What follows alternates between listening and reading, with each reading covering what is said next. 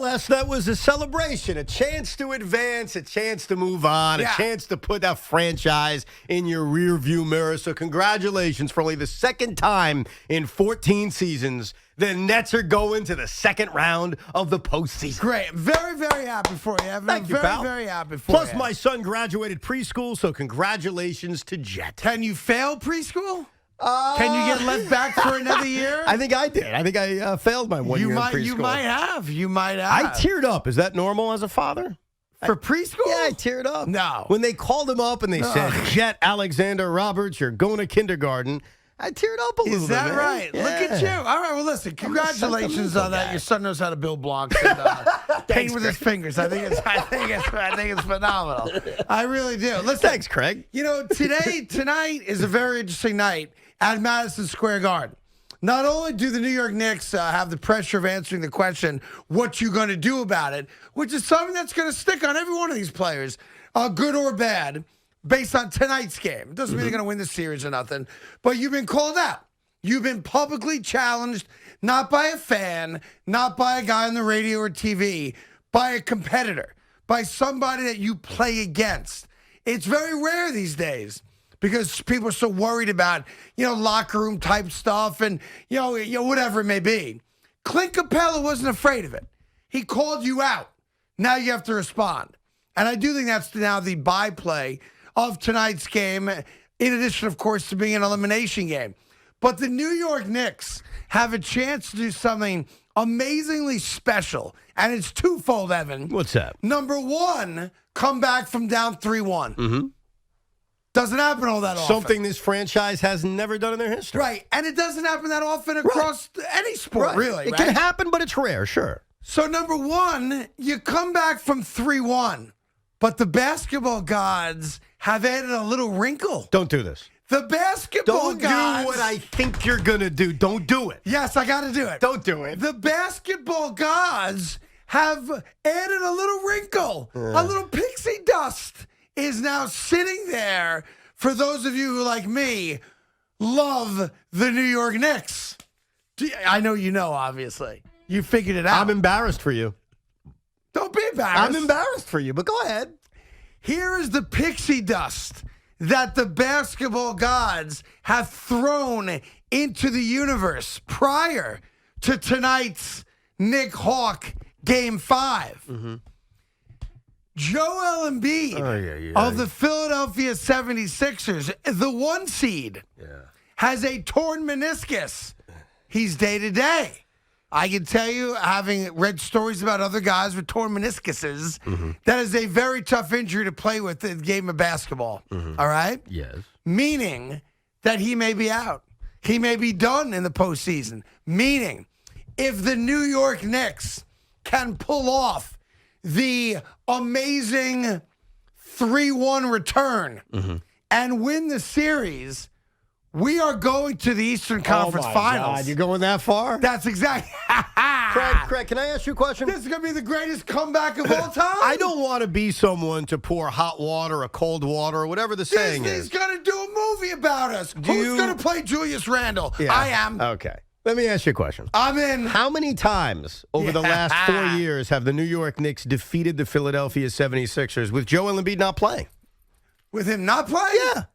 The answer is never. 0. Right. Okay, so before you even game plan a series in which you've only won 1 game in the series you're in, being thoroughly outplayed by the Atlanta Hawks, even though I can't even believe I'm engaging in looking that far ahead. Pixie dust. Even if Joel Embiid was out, it's not like you've got the track record of a team that would even beat the Philadelphia 76ers. But let me remind you something. Yeah, got to beat the Hawks first. You've won 1 game in this series. It's all changing tonight. You have been thoroughly outplayed in this series. Yes. You have been out-toughed in this series. Yes. You have been out-coached in this series. Yes. Now, I'd be the first to tell you, things can change in a New York minute. I've seen it. And you've got 2 of the next 3 potential games in your own building. That's exactly I understand right. all of that. But can you win game number 2 and then game number 3 and dare I say the clincher at 4 before you start to daydream about the 76ers? I want the Knicks, because the Knicks need to know what's on the table now. A free pass to the Eastern Conference Finals to play the winner of the Nets and Bucks. Yeah, Ben Simmons has never lost to you, bro. That's all good? Never. It's all good, baby. 0 times. All good in the hood. I'm telling you right now, if you're a diehard Knicks fan, we got thrown a little pixie dust. And as Evan said, here's the key thing. All we got to do is win 3 games. 2 of them are home games. I understand. And we got the Hawks right where we want them. Do you? How do you have the Hawks right where you want them? Because every time people count the Knicks out this year, they respond with a Craig, W. That statement I agree with. Yes. No, in all seriousness, because Julius even said this the other day. We're on a first-name basis, me and Julius. Yeah. He said this is where we're most comfortable, with our backs to the wall. So Let's I go. give the Knicks the respect enough to think that they can bounce back in this Game 5. But here's the bottom line. You need everybody on this roster, outside of Derrick Rose, who's been fine, and Obi Toppin, who's been good off the bench, to play better. You can't get a scoreless performance out of Reggie Bullock. You can't have Alex Burks forgetting how to shoot. You can't have that happen. What you gonna do about it? Play better. That's all I want to know. What you gonna do about it? Are you confident, though, really? Yes. Are you? I am confident in winning tonight's game. Okay. Yes, All right. Yes, I am. Yep. Well, I it sure starts. am. It starts with a couple of things. 7:30 tonight, Madison Square Garden. What you gonna do about it? It starts with this basketball team hitting open shots, which they haven't done the last 2 games, especially in Atlanta. It starts with this head coach making an adjustment. I'll give you one of them. How about we say goodbye to Nerlens Noel, who's not healthy, and actually play Obi Toppin and Julius Randle at the same time? How about we see more of that? We saw that the last 5 minutes of game number 4, and it showed some promise. Let's see Tom Thibodeau make those adjustments, and let's see the what you got to do about it New York Knicks actually play better. Yeah, and if all that happens, you win a game and you put the pressure on the Atlanta Hawks. If you lose tonight, there ain't no game tomorrow. So I think they'll have some personal Can you imagine pride. that, Craig? You They'll go have some from self-respect. You go from putting yourself in the Eastern Conference Finals to 24 hours later, coming on at 2 o'clock tomorrow or after the Yankee game tomorrow, saying, "Oh my God, we're done. I can't pay Julius I'm not a crier. Randle. I'm not a crier. We gotta let him go." I'm not a crier. No. You're not a crier? And I got to tell you something else. I'm a crier. I hear all you other whiny bitches out there tell you, wah this, wah that. Listen, I thought it was going to be a tough series. I think I said Knicks in 7. You did say Knicks in 7. I think I said that originally. I think you did. 6 or 7. So that's still on the table. Sure. So let's win a home game. Then I'll worry about winning 1 game in Atlanta. But I'm telling you right now, what you going to do about it? There's an answer to that question, and it starts tonight. It starts with putting a body on man? Young, and it starts with, as Evan said, making open shots. I'm not saying you even got to make your contested shots. Make the open shot. You know what's funny? What this has occurred now with Capella's comments, and even what you're saying about the whole rallying cry of what you're going to do about it. What you going to do and about RJ it? Barrett getting testy with the media, saying we're going to win Game 5. Yeah. I think not only is obvious the season on the line tonight, but the toughness of the New York Knicks is on the line tonight. I agree. I think if the Knicks go out and lose at Madison Square Garden after what Capella said, and after what some of the criticisms have been, I think that despite this being a really good year and a year that surprised all of us, I think there's going to be that taste in your mouth of, wow, they got punched in the face. Yeah. They got called out. Yep. And they didn't respond. And there's one thing, I know it's a different era of basketball, but as you correctly said yesterday, us as Knicks fans who are not old enough to remember the championships in the 70s, the Knicks team that we rally around the most are those rough and tumble, Charles Oakley, Anthony Mason, that type of basketball. Right. Now, we know that basketball doesn't play today, but we adore that style. Mm-hmm. We remember that style, right? So you're right. If the Knicks go down meekly tonight, then every guy on this team, coach included, takes a major hit. Absolutely. I will worry about all that if it happens tomorrow, because I don't think it's going to happen tonight. I got nothing but faith in my beloved New York Knicks. But I will say this, and I know the decision's already been made. I gleefully do not know what the decision was. And I don't want to know until I turn on the telly tonight at 7:30. You better be rocking the right jerseys tonight. I totally agree You with better that. put on the New York Knicks jersey tonight. Totally agree. You cannot wear the Subway token jersey. I don't want it. I don't want to hear, well, we won game 2. No. You wear the New York Knicks jersey tonight. Amen. Tonight's It's good.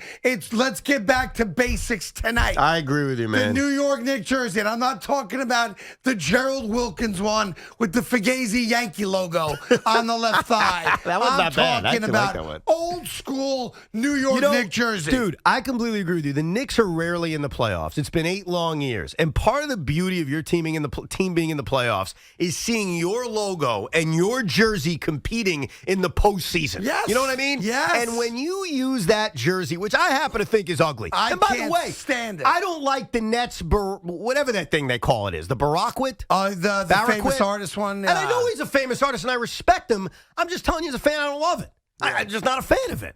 If you're a Knicks fan, you want to see your traditional jersey on the court when you're in the postseason. Yeah, I couldn't agree with you more. Now there's a little something else cooking at the Garden tonight too. What's that? It's one side good, one side bad, but they're together. Marv Albert and Reggie Miller doing the game tonight. Now this will be the last game Marv Albert ostensibly does in the Garden. Really? You're eliminating your team? No, I'm not sure if he would do a game 7. Well, he may not do Game 7. What about the second round of the playoffs? TNT has it. Oh, I thought Marv was done. No. Oh, this is not the last game. I was going to say. That Marv Albert will do a Madison Square Garden, but it could be. So we have to acknowledge that too. But he's doing it with Reggie Miller. That should make fun. That should be fun to listen to tonight. Well, are you going to choose then the TNT Marv broadcast over Mike Breen on MSG? It's a tough call because I love Marv so much. And I believe he will be in the building. He will be in the building. As opposed to how they've done every other game he's done, which has been brutal with him in a studio somewhere else. There's a good chance I flip. Okay. Because, I'm a Breen Clyde guy. And plus, it's your local homer broadcast. For sure. For sure. They're taking it from a Knick perspective. But it is Marv Albert also. And this might be the last time I ever get Marv to the Knicks. Are they going to honor him tonight? Like, is the PA announcer going to say, ladies and gentlemen? I don't think so. Why not? They would have announced it if they were. Why not? Well, you know why. Why? You know why. I don't know why. Why would Because the Pulse of the People nominee doesn't get along with the announcer. All they've got to do is, it's so simple, is have the PA announcer say, ladies and gentlemen, let's welcome to Madison Square Garden, calling this game on TNT, longtime Knick broadcaster, Marv Albert. And then he gets a standing ovation, and that's it. Yeah, I don't think that's going to happen. Why not? I told you why. I'm so confused, Craig. Can you tell me why? Powerful men have powerful egos. And it goes back and forth. So would it be nice? Yes, it'd be nice. Is it going to happen? Probably not. That's a shame. Meanwhile, baseball last night, the New York Mets got Santana'd, so you can't complain about the bad call last night. Whoa. Well, you can't complain about the bad call, foul affair. First we of all, call that the Santana. First of all, so we're not doing that. We're not going to take every line drive down the line and compare it to Santana and Beltran. We're not going to do that. Let's agree that you can't complain about it. Have I complained about it? Well, we didn't get to it yet. Okay. We're about to get do you think I'm going to complain about it? I think 50-50. Really? You don't think I'm going to complain about Edwin Diaz blowing a save 1 out away? You don't think I'm going to complain about that? You don't think I'm going to complain about the fact that Trevor May now stinks over the last month? Think I'm going to complain about that? I don't know. You think I'm going to complain about the fact that Met fans are so used to these brutal losses on the West Coast? Yeah. Am I going to complain about that? Now, with that said, just saying, I had an elimination night last night. Fair ball, foul. So as upset as I was at the conclusion of blowing a 4-0 lead, a 4-3 lead, a 5-4 lead, I did remind myself that we got Danny Ainge to resign. We got Brad Stevens to basically get promoted for some reason because, God, I don't know what he's done over the last 8 years that makes Boston think, let's just give the organizational keys to him. But with that said, the last thing on my mind is complaining about a bad call because I don't know if it was a bad call. I think we all know. You're just using anything you can get. You got Santana, but it's okay. Shot at Nohan, that's right, Nohan Santana. Yeah, and then someone told Cody Decker, well, I do appreciate him treating me last night, Nohan. I, of course, wrote back, one-han. And now we're in a bit of a Twitter fight. Good. Team Cody, baby. Anyway, the Mets do lose last night. That's not really the whole story from the game. 2 things happened in the game last night. There was a bench clearing, hello, how are you, between the 2 teams. And the guy on the Diamondbacks. Josh Rojas? Yeah, Josh Rojas did something, and he admitted after the game, that I love. And I think as New Yorkers, we would love it if there was a guy on our team that did it also. Mm-hmm. he purposely started John with Strowman. Yes. He gets struck out. They make eye contact. You know the story by now. But what Rojas said afterwards, I thought was genius. Mm-hmm. And I would love it if we had a guy here that would do it. And that is, he wanted to get Strowman off his game. Right, because he had been pitching well. He's been pitching great. And he knew by engaging him, he thought at least, that he would get Strowman off his game. Do you think it did, though? Well, you think they did score the next inning. No, the next inning, Pavin Smith hit this 3-run bomb and had actually a pretty cool bat flip where he drops the bat. Do you really think? I don't know. That Rojas got to I him? don't know, but I like the fact that he was trying to. No, I agree with you. See, there's not enough of that. I don't have an issue with that. Here's my issue. Yeah. And I don't know if we should save it until we're on TV with SNY, but let me make this clear. SNY. Why would we do that? Because I want to rip them. No. I want to rip Just SNY. Do the show. Okay, I'm going to rip SNY then. And we'll do it again later. But all right. This is why you need broadcasters in the stadium. The coverage of that bench clearing incident was embarrassing. And it was embarrassing because Gary Cohn's not in the building. Because the announcers aren't there. Because you don't even have camera people there. So what we find out after you have a commercial break is, I think something happened between Josh Rojas and Marcus Strowman.